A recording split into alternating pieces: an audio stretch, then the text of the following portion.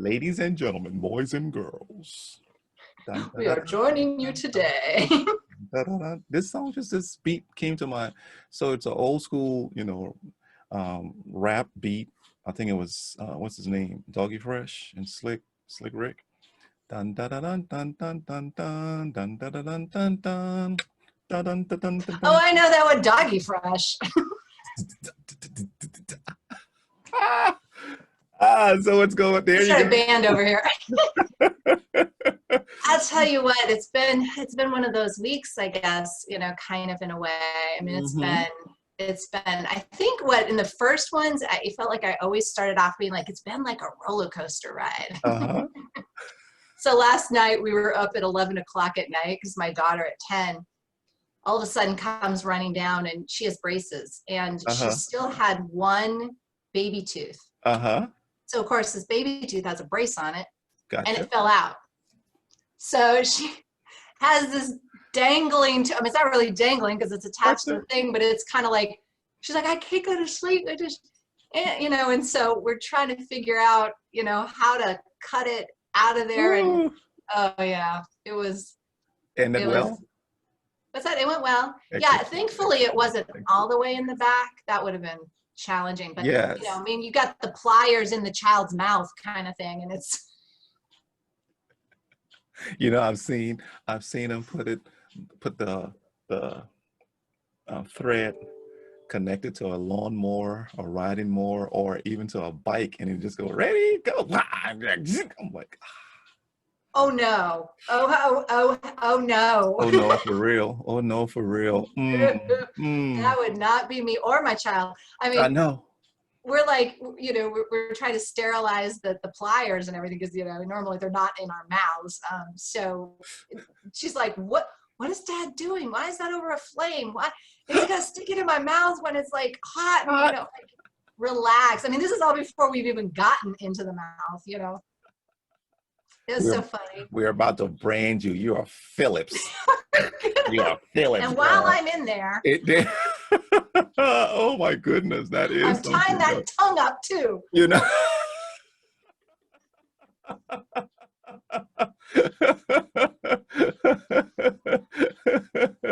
Oh my goodness. Wouldn't be such a bad thing in a lot of. I mean, she's 13 now, and it's that. Hear me roar. Trust me. Yeah, we got a 15-year-old here who's saying, I mean, good. They're good people, but they know it all. We were once there, so we know how it is. How are things going on with you? How are things coming on with you, Traci? How have you been managing these past 2 weeks? Well, so what's today? Today's Wednesday. So Monday, every other Monday, I have my coaching calls with my writing coach who's helping me with my book. Yep. And typically what I do is I write, during the 2 weeks, and then I'll send her usually Friday of the week before that Monday. Yeah. I'll send her what I have. Gotcha. And, last week was a little unusual because I was away. We went Wednesday, Thursday, we're away in Montreat and Asheville, North Carolina, which was a ton of fun. It was like great time. I love the mountains at this time of the year. Yes. And so then that kind of upset my week, but I did writing when I was up in the mountains a little bit. But so this is what I had shared with my coach. Is I've always loved writing. I had a really good friend of mine back in 2015, a college friend, who I was talking to on the phone before I started writing my monthly blog posts. And I was like, I need to get back into writing. He's like, you should. He's like, you're good at that. You enjoy that. Yep. Just do it. Right. So he's kind of like my muse. He got me, back into writing regularly. And so for, 5 years, I've been, committed to putting out a monthly post. Correct. And so I enjoy it, but this is so different, right? As you can imagine, and as people who've written a book know, when you write a book and you do a monthly blog post, totally different. Like for me, it's one and done. That's I can pour myself into it for that period of time. And then, and this is something that you're refining, I'm sick and tired of my own words at this point. Like I'm just, type of thing. And yet you have support from your editors and that kind of thing, but it's still your work. Mm-hmm. And so I kind of am not accustomed to having to work with the same thing for so long. And so I'm noticing myself in this space of getting bored with my own work. And yet I need to keep it fresh. So part of what I've been noticing in myself is this aversion to sitting down and writing. And I kind of, I would do it, but it felt difficult. It felt hard. It felt, and what's so funny is, and my coach is the one that said it, is she's like, but this is the exact chapter that you're working on right now, is about how to move from the conditioned value of no pain, no gain. You have to work hard to earn it. And here I am literally experiencing the very thing I'm writing about and not quite making that connection in myself until she points it out. She goes, it's perfect. It's divine. It's exactly like you're literally in it as you're trying to help people understand the importance of moving beyond it. Wow. And that was very, very cool. But the other thing that came up was really interesting because the day before, I still had nothing to send her because I wanted to send her the full chapter. I don't want to just send her bits and pieces. And I didn't have the full chapter yet. And so I'm like, I'm going to show up on Monday and I'm just going to tell her where I'm at. And that's where this conversation came from. But the day before, I was taking a break. It was one of my writing days. And I was taking a break and I went to go get a glass of water. And it suddenly hit me. The book is written. That's what hit me. The book is written. And I started to think about all my blog posts and and I went back and I started reading the messaging in all of my, because there's threads of patterns throughout all my blog posts for the last 5 years. And I realized that, and I almost wanted to reach out to my friend who started me writing back in 2015, because it's like, to just let him know how grateful I am. Like, he started me writing this book 5 years ago, right? And what came to me and what I told her is I'm supposed to integrate these post concepts into the storyline format of this book. Like, I have different parts of the book, laying it out in, the stuff I'm here to teach, but then peppering it with stories, peppering it. And that's what I've already written. Correct. And it was like, don't recreate the wheel, use what so even for people who have read my blog posts religiously for the last 5 years, it's still going to sound different in the book. Yes.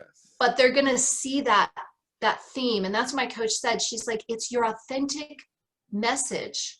And she says, part of why you are having a hard time showing up is because you're supposed to feel the angst that you're helping people move through.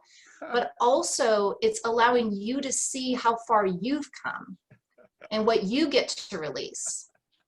Right? Because part of me releasing this book is, I said to her, I said, I don't know how this sounds, but as much as I'm birthing this book into the world, I think this book is calling out and helping me birth my authentic self into the world. There you go.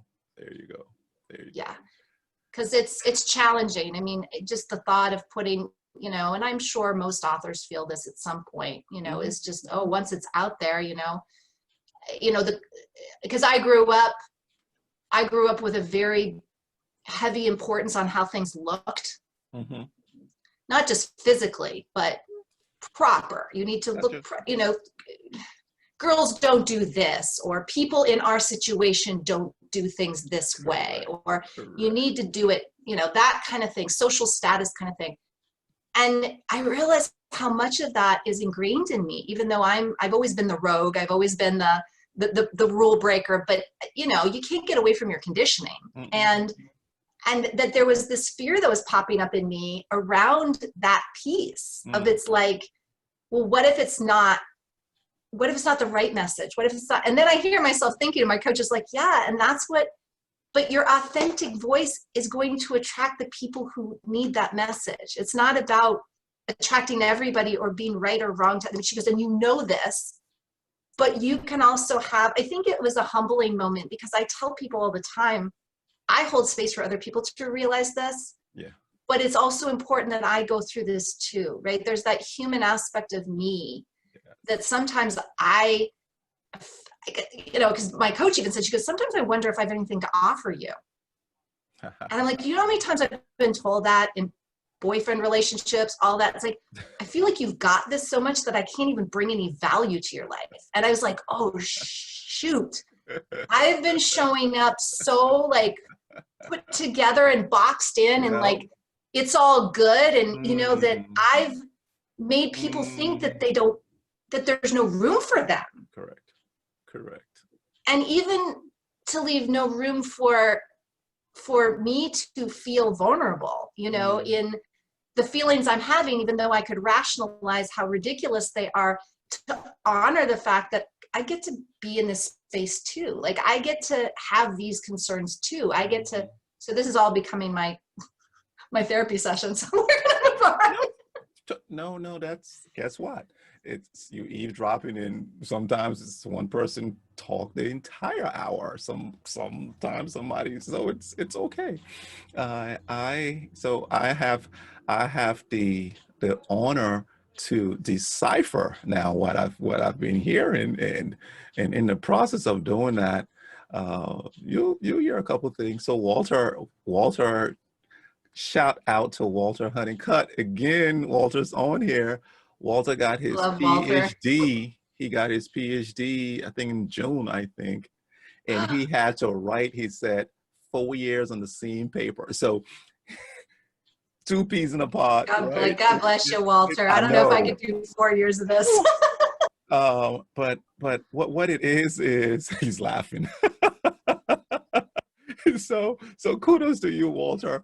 But here's what I'm hearing, right? When I hear you talk about this, you know, you're bored and keeping it fresh. In all of everything that we will birth, everything that we are supposed to have the authority to stand in front of people or have people listen, the authority doesn't come from us. It doesn't come from, oh, I am Wulwyn Porte, so listen to me. No, the authority comes from there's that channel that the individuals who are listening, they understand that this lady or this man or this person, they've gone through it. There's such clarity and I don't want to use the same word, authority. There's such clarity, there's such an understanding, there's a galvanizing of the ear that is hearing the mouth say, I've been through this, here's what I've been through. And it's not a template that you're giving them. You're giving them, here's how I went through it, here's how you could go through it, but your path through this will be different. But I've been through it and I'm standing up here so you can go through it and you can stand. The reason why we're going through problems, the reason why we're going through issues, the reason why is to get the understanding of it so that we can then, there's a solution within us that others don't have. They don't have the capacity to generate that solution. They're weak. And mind you, when I say they're weak, we have fed off other people who have gone through, who've been through their walks, and we have fed off when we were weak. So saying they're we've weak all been now, there. In other words, we've all been in that weak. We've been in the weak positions. So the weak ones feed off the strong ones in that particular silo, in that particular area of life.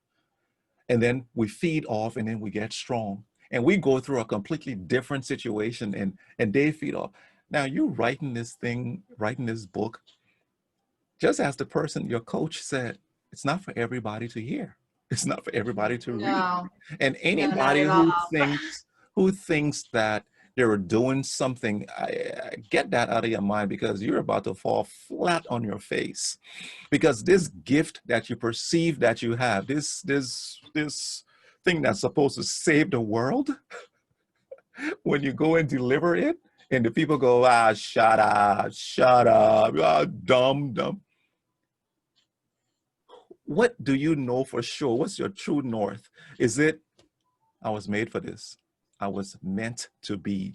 I'm standing in this space and I'm going to keep doing, because sometimes something new, a gifted new thing is not understood. And the way the world replies to it is dumb, shut up. We don't want to hear it. We don't want to read it.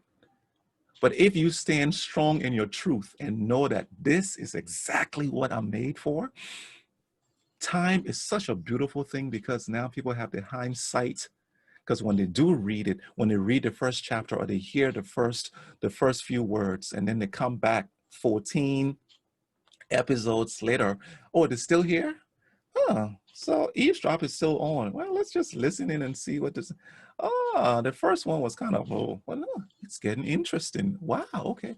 You get people to buy in. So the same person who told you to shut up will turn out to be your disciple, your evangelist. That's going to be, you out to read this book. You out to go and listen to what they're saying. So stand your experience, just what you're going through, just what we're going through, what everybody's going through. As long as we can see it as solutions, future solutions for people who will come behind, you can go through it. You can go through it with some strength, and go through it with your notebook, copying those aha moments, copying them, so that when you start to teach and you have the authority to speak, you have your reference point. So that's what I get from what you were saying. But So more. can I say something real quick? Oh, go ahead. So a lot's coming up for me about that, because I felt like my pattern is I work backwards, like where Okay. people like go in developmental stages this way. I've always felt like I go backwards. And one of the things that I find I'm learning is, so you're talking about when we walk in a weak place, and then we can walk in a strong place. I feel like I'm learning to do both, because I believe my depth of wisdom comes from the fact that I have gone through a lot in life. I've gone through a lot. And I've learned to kind of keep it from the public. So it appears like I have it all together because I've learned to do that so well. And I think that strength a lot of times then comes across like you're in a different zone, right? You're in a different place. So what I'm learning to do is people learn to go from weak to strong. I don't even think it is weak and strong. I think about it as vulnerable and, maybe impenetrable. Correct. and I'm learning to be able to show my vulnerability at the same time as demonstrating my strength. I remember Brene Brown talking about this. She's like, for so long as a researcher, like we're so in our heads and we're so like, it has to be, all of our data has to be in line and on point. And it's about this perfection orientation. And it's like, okay, I have to get myself near bulletproof and perfect before I present myself. And she goes, and then I realized, when she got shoved into the scene in her TED Talks and she wasn't ready for that public eye kind of thing, because she's really a behind the scenes kind of girl, that's not what people wanted to see anyway. And she's like, wait, I'm not ready. And then she realized people can't adhere to not ready, or people can adhere to not ready. They can't adhere to perfect, right? So we cannot, it's not available to us. And so that's what I feel like I've really been learning too, is that part of why people have shown up in my life and said, you don't need me. I feel like you don't need me. You've got this to the X degree because you don't show any need. You show like you've got it all together and it's all, nobody has seen what's under the surface of me doing the deep dives. Nobody has seen the practice and the sweat and tears in it, because I just don't show it. But I'm learning to allow that to be seen. I mean, I didn't do it purposely. I remember as a little kid, the same thing. But the visionary piece is the other thing that resonates with me that you said. It's like visionaries are used to being 10 steps ahead. And so, like you said, people show up, like, what's that? That's stupid, because they don't understand, because it's already in the future. Like, and we're not thinking in the future, we're thinking in the now, and the visionary is trying to present something to us from the future, and we don't get it. And so what we don't understand, we call stupid, because we don't want to feel stupid. We project the stupidity concept. It's like, well, I don't want to feel like I don't understand it, so I'm just gonna push it away, right? But I'm accustomed to that, so I'm not worried. I'm used to showing up on the scene and presenting something that people either aren't ready for, don't like, don't get. I'm used to that. But what I'm not used to is embodying that in the moment. right? Like I've always kept myself separate.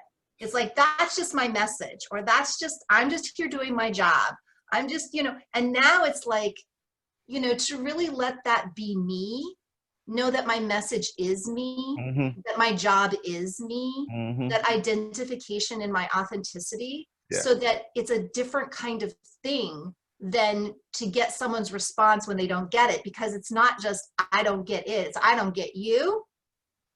And yet we get to stand firmly in that it's okay if you don't get me.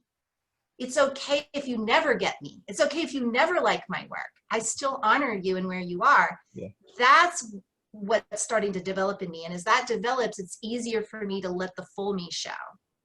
And I think a lot of us who have been in that space, I know a lot of people who could probably say the same thing, yes, about themselves. And the struggle is to be in that moment and allow ourselves to vulnerably also not be attached to other people's okayness with who we truly are. We get to be okay with we get to be in our own okayness with who we are. So there's something called a season of appearance, right? It's not my time. Go ahead and do it. But then all of a sudden it's my time. So you talked about it with Brene Brown. It was her season of appearance, a season where all what she's been doing, all what you've been doing, what I've been doing, there's a season, there's a time and place. So I always use the Bible. They go to John, and John said, this is not the time. It's not the time for me to go out yet. Jesus came, not the time. And when the time came, boom, they came out. A couple of things. So Heather Travis goes, we all need our own reminders of the strength we have. And then she comes right back with seeing a full of your true self. Thank you, Heather, for your comments. Yeah, I like that. We Thank you, Heather. must understand that some people love to eat the pineapple upside down cake. Other people love to see how you make the cake. Other people want to purchase the ingredients for you. So who are we to say, I'm only going to show the pineapple upside down cake. I'm going to serve the cake.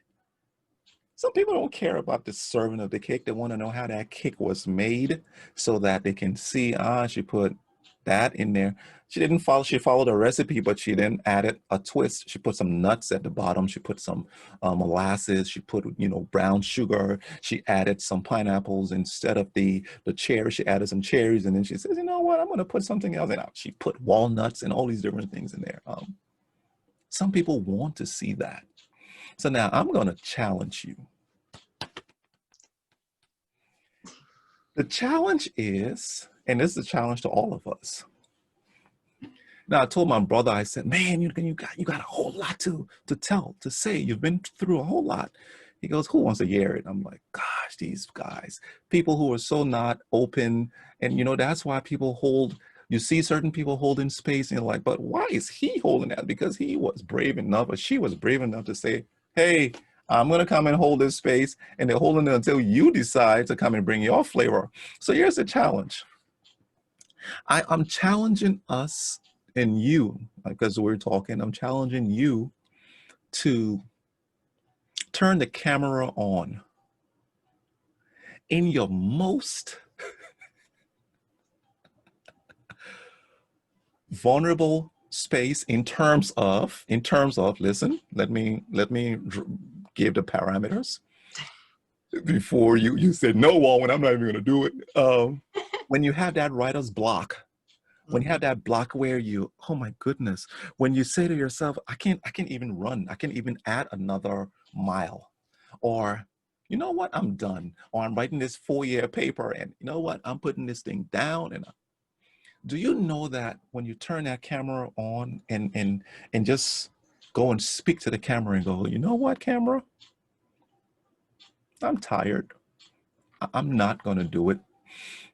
That's what I'm telling myself now. And then you explain your feelings, explain what's going on in that thought process in your mind. And then you stop recording. Keep that recording. A couple weeks from that recording, you will be in a different place and you will be running that mile. Or is that person who's running a mile and say, I'm stopping, and the instant, because there are shorter events, they can come back when they're running and say, hey, I kept on going. I kept on going. Keep on going, right? Yours is maybe a week or two where you're not writing, and then you get it. And then you, in the moment, you turn it back on and say, I'm writing again. And here's what happened. You saw the video on XYZ. Show those two, because you said this. We always get the pineapple upside down cake. We always do. And we eat it. And it's such a disservice to the individuals who are eating it, because they think it always ended up with that perfect cherry right in the middle of the pineapple. But they didn't see that you were cutting the cherry, the stem off the cherry, like, God, oh no, They have to understand that everybody saw Michael Jordan come out and dominate, but they didn't see the grueling hours. If he had turned the camera on and showed the boils under his feet, the corn, the callus from doing the same move over and over, you would go, that's what I have to go through. Let me rethink this. Or, yes, I want it. I'm going to go through it. Get me, Trace? Yeah, and a lot of it, it's funny, you were talking about your brother saying, who wants to hear it from me? I totally recognize that.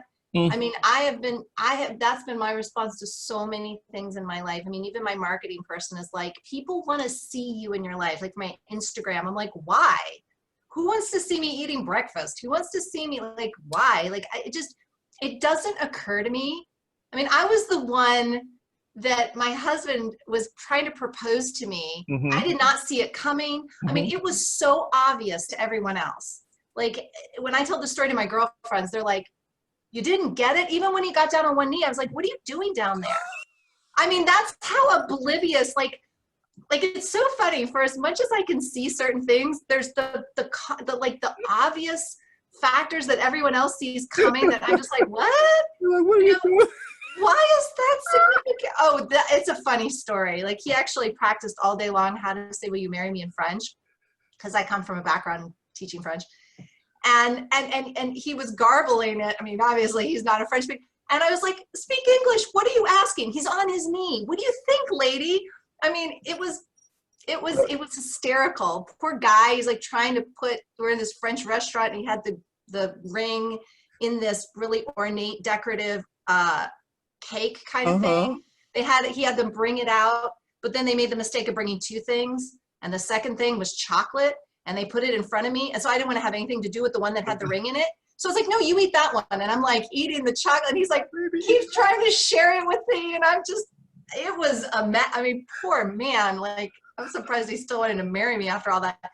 But the point being that what seems obvious to other people isn't always obvious to us. When we're in our lives, it's like, it's just my life. What's so special about that? Like, what, and I've always felt that. It's like, I don't know how people feel about astrological signs, right? But like, I'm a Leo, and most people are like, oh, Leo, you want to be the center of attention. Are you kidding me? Like, no. If I'm the center of attention, it's about you. I'm taking stage for you. It is not about me. I'm an introvert. No way, no how.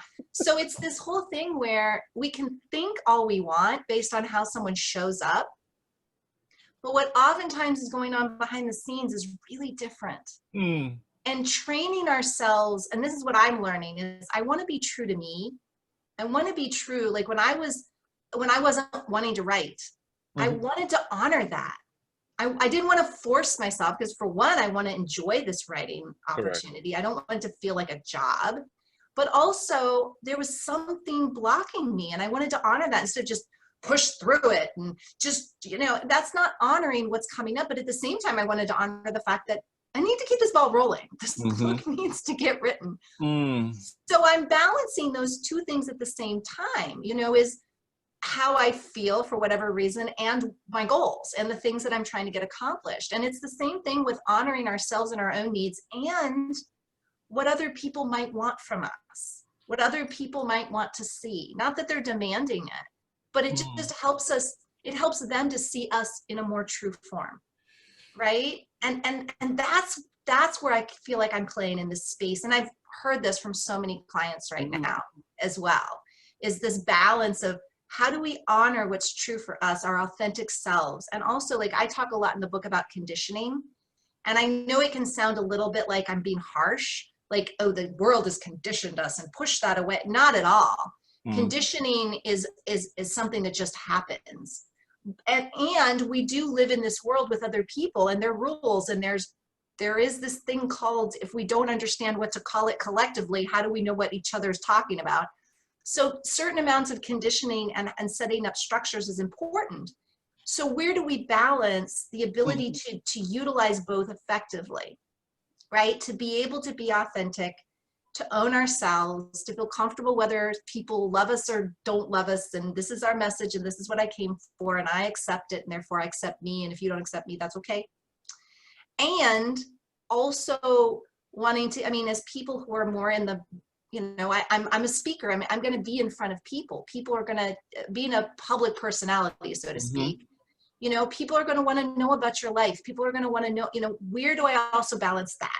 Correct. Because I want to honor it. I don't want to be like, ooh, stop making me, or stop getting into my business, or, I mean, yeah, there are parameters and boundaries. I mean, I get that, but you get what I'm saying. I mean, there's a healthy degree of being able to take into consideration that piece of other, right? And yet delivering it in a way that's in alignment with the integrity of ourselves. So, a couple things. Walter has a question, and I'm gonna bring that up. Okay. The piece about goals, right? Who really rushes Picasso? Who rushes a craftsman? Who rushes greatness? Nobody can rush greatness. And if you can't rush greatness, you better don't rush the greatness in you, because you could truly abort the greatness when you put these goals. And I'm not saying don't create goals, team. I'm not telling myself or you or anybody who's on here don't create goals. But there are certain goals we create that we say, like you say, you got the deadline to write the book. Bump the deadline in terms of if that great thing in you that you're about to birth isn't ready. Somebody wants to get the baby out on next week. The baby's not ready to come out. You can rush it. The baby, you can induce it. You can induce it if there are issues, right? But let that baby come out. Let that baby come out in the time it's supposed to come out, because trust and believe, there are more things that you have to iron out, more things that you have to navigate, so that when you do finally put this thing out, it gets out in the way it's supposed to be. Walter talks about, you know, you're talking about the connection, and you talked about your marketing person said to get on Instagram, and, you know, when we become real, he comments rather, when we become real, people are able to connect more easily with us. And most people think that, and I want your comment on that, most people think that it's as we're eating or we're dancing. It's not. My perception is, if I am we're doing these talks, right? It's not about showing me eating. It's what do I think that's related to the content that I'm talking about that is important to them. So if it's staying fit, because if I'm sick and I come here like, yeah, Tracy, I can't talk to you today because I'm not well. And so if I have to be fit, I can come and just show, hey, here's a quick regimen, what I do every now and then when I go in the gym. You know, what are you doing to stay fit? That's a 30-second, 10-second thing that you're doing to share, right? Like I get it. I just don't think of it. Like, to me, That's it's true. I'm so present in In what the I'm moment. doing that I'm not thinking about, oh, I should take a picture of this so that I can capture that. And unless I have somebody following me around with a camera, you know, who's like, oh, you know, which my husband usually plays that role. Thank God for him, because there would be not a single picture of my daughter growing up if it weren't for him. Because I'm in the moment. I'm experiencing it. I'm not capturing it with a camera. Yes. It doesn't occur to me. And so that's the piece. But to your point of saying the collective support team, and that's what I'm learning even in my work. Like, one of the things I bring my clients is that ability to listen to their blind spots and help them to strategize and bring, you know, forward that ability to show up authentically in their leadership, but also to put the right people in place to take the roles that are outside of their zone of genius. Right? That's part of my connective value, is to be able to say, okay, you need an integrator. Every time you try to take the integrator seat in your company, it's not your zone of genius and you mess things up. So we need someone who can do that naturally. And that's the thing, is what I've just started to do is, like, basically my daughter loves to capture things. I'm like, if you capture me doing something you think is cool, go for it. And it's setting people up to be my support team, where they would be doing that stuff anyway, as opposed to me trying to change the way I look at the world and the way I act. I'm just not a person that thinks, oh, I mean, the selfie thing, I didn't get. Like, when the whole selfie movement came in, I was like, I don't get it. Like, why, who cares? Like, why are you taking a picture of yourself? Like in that way. So, hey, hi, this is me. Look, oh, is my hair, you know, and then you're like, the apps to change your face. What?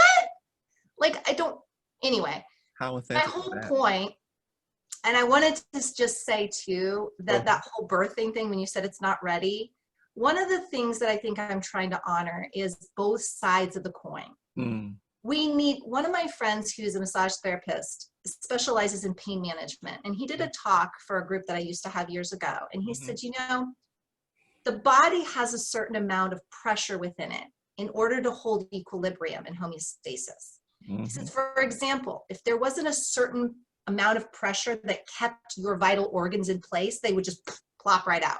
Correct. And so that concept of honoring your own process and goals, right? So honoring how I feel as I'm developing myself forward in a certain direction, and setting parameters and structure around it creates that tension, because that's really what it is. It's tension. It's not pressure. It's tension in the body. A certain amount of tension is necessary. And that's why we have goals, because if we were just like, oh, it'll happen when it happens, things would happen. But depending on your personality, and if you've got a personality like mine, where I'm a racehorse, like I want it to happen yesterday, right? That to honor that, and also develop a certain sense of patience and, you know, all that, honoring the process, I have to honor that piece too. Right? So it's that tension point between honoring the natural organic unfoldment and honoring that we need structure and we need to hold ourselves accountable and responsible to maybe deadlines, maybe. So can we have, like we were talking about flow before, right? Can we have flexible deadlines? Yeah, I think 2020 has pretty much taught us we need to do that, right? If we weren't practicing that before, we're definitely learning that lesson now. You got it. Right? So it's the flexibility, but we can't really have one without the other, I don't think. I mean, that's just my personal take on it. I think we need both. We need that structure. We need to be able to move and plan and vision, right? Visionary aspect is incredibly important. That's where I live. That's who I am. So if that wasn't important, I would have no significance on this planet. But at the same time, what I've been learning and working backwards is that ebb and flow piece. Is letting people have their own process. Is coaching has been perfect for me because it's allowed me to practice more non-attachment. Non-attachment to the outcome, non-attachment to people's development, non-attachment to the process. Because as a coach, quite frankly, I have a bird's eye view of people's lives. I can see, and if I get too attached to whether they follow what I see or not, I get into really disappointed most of the Yes. time. Yes. But You that's do. not the You point. will. I'm not here to tell them what to do. I'm here to hold space for them to discover, and therefore I cannot be attached. And where that works with clients, it also works in personal relationships. And being So, able to let go of that attachment, you know, to how that person shows up in their life, in my life even. mhm. So same as though we're gonna stick on goals here. I think it depends. It depends on, as you were talking, mid sense. It depends on what you're doing. So when I say it depends on what you're doing, so I know as an engineer, I we have the project plan, and we have to execute on the project plan. It's you know how to spend these amount of hours on it, and you just execute on it. You're creative in writing software or whatever you're doing, but you know you got your deadline. You're going at it. Okay, I know deadline's coming. Da, da, da, da, da. For creatives, individuals who are in the arts, individuals who are so writing, music, speech, spoken word, etc. You as much as deadlines and goals, I think we're mixing deadlines and goals. Have the goals. Don't let the deadline define how Correct. you are operating. I think that's good. Yes, I That's would it. agree with That's that. it. It's That's it. not the what, it's the how. It's correct. So have the goals. Definitely have the goals. But the deadlines, if you botch a deadline in terms of your creativity, that's have compassion on yourself, because that creative thing will create it. Give it time, right? So I think that's, thank goodness that it clicked, that it's deadlines and goals and not just goals. Have goals. So let's see what else. We got a good 15 minutes. A good So 15 minutes. I want to talk about the non-attachment piece Okay. because something came up, and actually it's just today, you know, and Uh-huh. a couple of conversations that started my day, and then some client conversations Mm-hmm. after that. But this Oh, idea of non-attachment and being able to show up in one another's lives and hold space. So my husband and I have this, you know, we all in coupleships, right, have these patterned discussions that mm-hmm. show up all the time, like, oh, we're having that conversation again, Mm-hmm. you know, kind of thing. And that came up this morning. My husband was triggered by something that I had done and said. Mm-hmm. And, you know, he typically, when we were in our early part of our relationship, he would hold it in, hold it in, hold it in, and like a month later just explode. And then it was like, what is this all about? You know, like I'm oblivious because obviously, as we all know now, I'm oblivious of a lot of obvious things. But I'm like, what just happened? You know, but he now is getting into this new pattern that he's established of speaking it, bringing it forward. I was triggered by this, and I just want to talk to you about it, which is great. Well, what has allowed me to, it's kind of this idea of burdens and carrying burdens for other people and not be Mm-hmm. attached to, you know, so he basically was making this, you know, has been making this connection between when X happens, it means this, it means Y, Gotcha. right? And at the same time, you know, I'm like, well, thank you so much for sharing that with me. And that's not what's going on over here. So it gives me the opportunity to say, okay, this is my part of the story. Correct.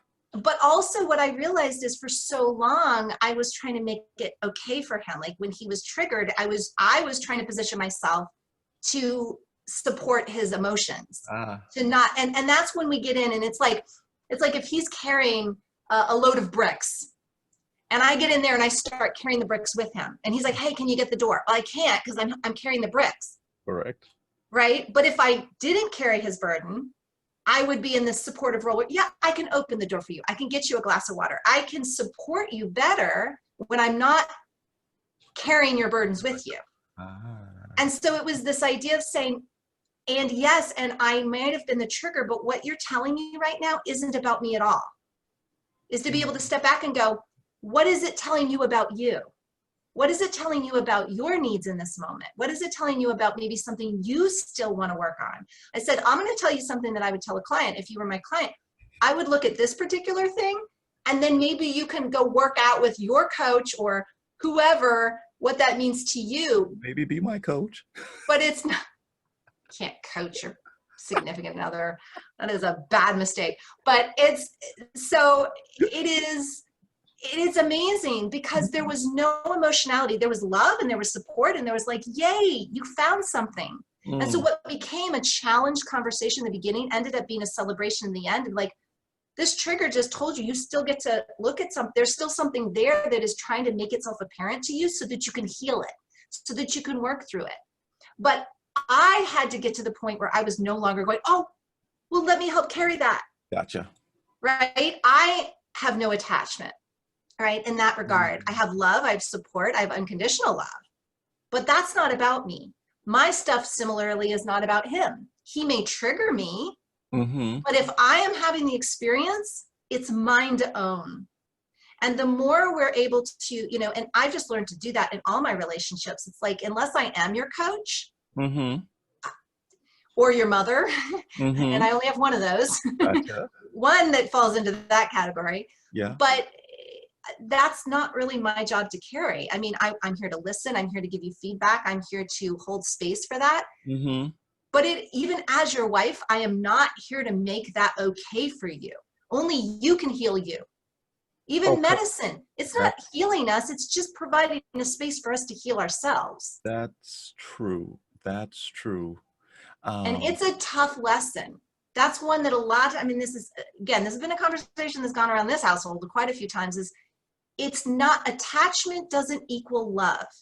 So if I say not my burden, doesn't mean I don't love you, doesn't mean I don't care about you, doesn't mean I'm not holding unconditional love for your healing and for you to figure this out. And I can talk to you about it. I just am not going to hold that. It's your emotional feeling. It's your trigger. It's your wound. It's not mine. And I think we've learned that to love someone is to carry their burdens. And it makes us less effective in the partnership, whatever that partnership is, friendship, business, you know, romantic. It makes us less effective because we're burdened too. How are we going to help support that person if we're burdened also? Feeling someone else's empathy is not about holding someone else's burdens. So let's play a scenario. Because I can't fix your burdens. They're yours.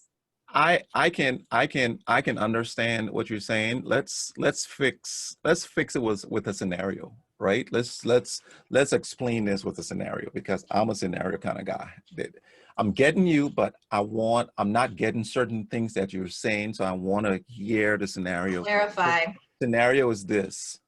I have an issue. I am mean. It's gonna come out. I don't know what I'm saying now, but it's gonna form. I am mean. I'm selfish, right? And I'm just hoarding things in the house or with the relationship, and something happens to me. Ignore what I said earlier. Something happens to me, and I come, Traci. I can't afford the car. I'm organically, my brain is going, so ride with me. I can't afford the car. Can you borrow me $10,000 to get the car, because you know I need the car? How in your non-attachment scenario, right? And I know you got the $10,000. Or I want you to co-sign something for me. To co-sign something for me. Walk through empathy and non-attachment, because some people want to go with, I'm going to help him, or even the drug son or drug daughter who comes to ask, I need the money. I know you got the money. What's talk to me. Well, fixing that is enablement. So if it's something that's not serving the person, and again, it's not our judgment of whether we think it's serving them or not. But if they're in need, we create our own patterns, right? So if they're in a bad place, they created it. So if we just keep saving them from the bad places, we're not helping them to create patterns that don't put them in bad places. Does that But I make need a sense? car. I need a car to go to work. I need a car to Right. do my So that happened to me. That actually happened to me with an ex-boyfriend, where he was in that space. He wanted me to co-sign for a car. And I said no. And he was so mad. He's like, you don't love me. You don't care. I'm like, no, that's not what I'm saying. I need a car to get to work. My parents are not, I was like, well, what are some other options? I'm like, I'm happy to take you to work and maybe you can get somebody to bring you home or whatever, but no, I'm not going to put my financial well-being on the line because I didn't create this scenario. You did. And so how can I help support you to come up with solutions for yourself without fixing it for you? I mean, I've always been that person. I haven't always shown up in every relationship that way, but I've always felt that. Like I've always appreciated when people hold me in that space. It's like, but it's like the friend I said, he's like, you've never given me, I have one friend especially who I have this kind of relationship with. It's like, the person rarely gives me what I want, but always gives me what I need. And I love that person. They're one of my favorite people on this planet. Wow. Like you may see that. I mean, we could go back and forth like this, but he always shows up consistently that way.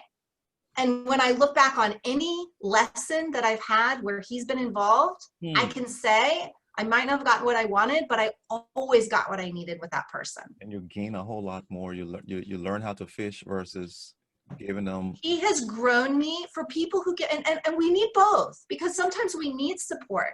And so it's how we support. There's a difference between help and support. I don't like the word help. I mean, sometimes it applies, but I would rather support someone than help them. Because to support for me is, how can I create a space for you to figure out what works for you in that, to find your solution within that? I'm not giving you the answer. I'm not doing it for you. I'm not making it better for you. I'm providing that space for you to find a way to empower yourself to make it better for yourself. And it can be in the smallest ways. I mean, you can imagine what it's like to live in a space with me, because half the time it's constantly this, can you just give me what I want? My daughters all the time, Mom, why is this so hard? Just give me what I want. I'm like, honey, how are you going to give you what you want? Because my job as your mom is to prepare you for the world. If I'm constantly giving you, we know those kids, the entitlement kids, that they got everything they wanted, and then they go out in the world and they expect the same thing. They expect everybody else to be like their parents and give them everything they want. You don't want to deal with that. Not as an employee, not as a significant other, not as a boss, right? Yeah. So, I mean, again, this is my humble lens, and I can only show up. We go back to the authentic conversation. To be authentic. I am used to walking into a room and saying what's controversial. I am so used to it.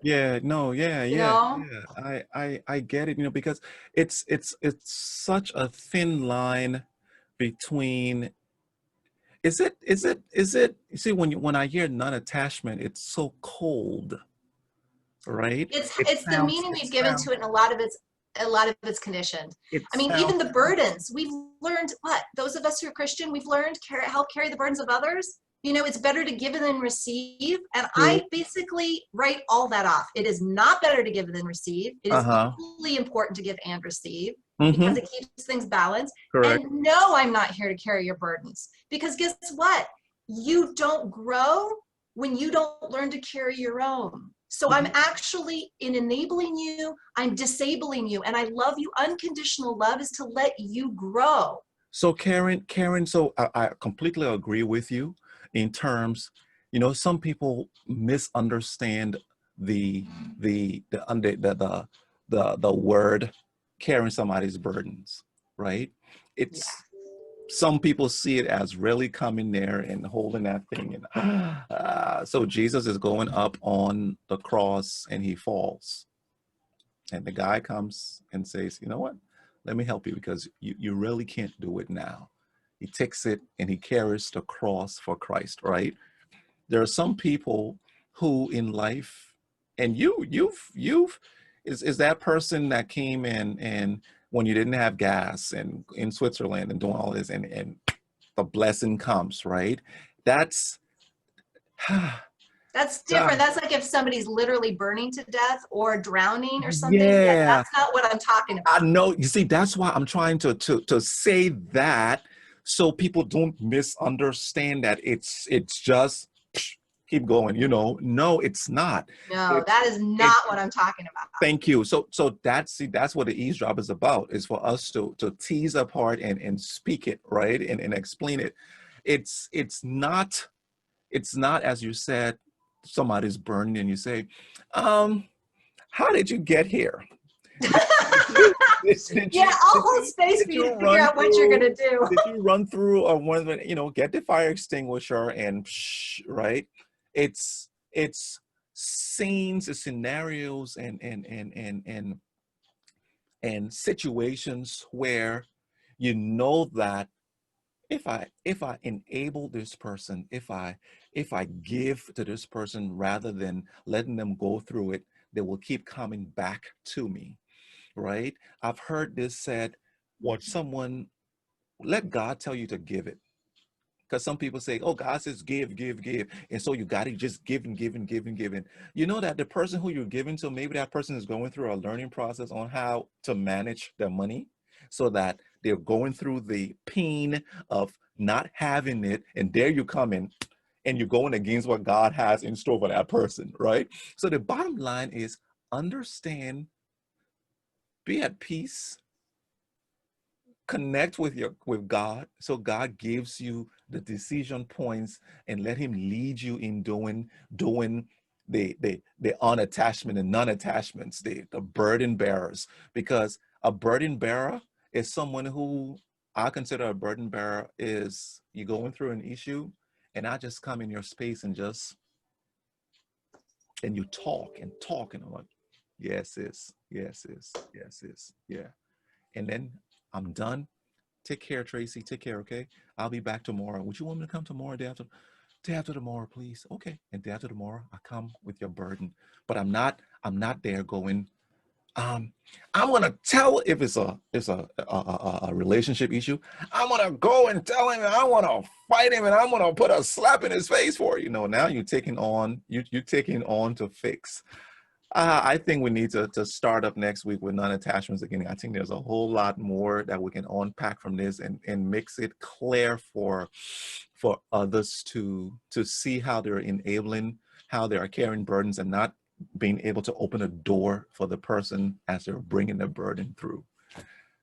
Tracy is Yeah, another well, and I great was going to one. say attachments create suffering. So that's the point I want to end on, to have people think about, is that because it's like an attachment is an expectation. We expect, when we attach ourselves to a thing, a person, a situation, an outcome, and it doesn't happen, we suffer. Yep. Right? And so that's where the non-attachment, if we want unconditional loving, which I think is one of my big lessons in this life. I think it is for all of us, but I'm very aware of this as being a lesson because I have this love-hate relationship with The Giving Tree, which is a book all about unconditional love. And I'm like, that book keeps showing up in my life constantly. Yeah. And I know that that's what it means. But in order to be unconditional, we have to be non-attached to specifics. Doesn't mean we don't love people. In fact, if anything, when we're not attached, kind of like being able to be free to open the door and take care, when we're not attached, we have more freedom to be more loving, to be more supportive, to give more of ourselves. Because when we're in there under the burden with the person, there's no room to give. There's no hand to give. Right? So that's the way I look at it. So we will definitely back around this conversation. I look forward to it. Once again, thank you everybody for coming out. Really appreciate you spending an hour with us. Tracy, you have a good one, dear. You too, Wulwyn. We'll talk soon. Bye-bye. Bye.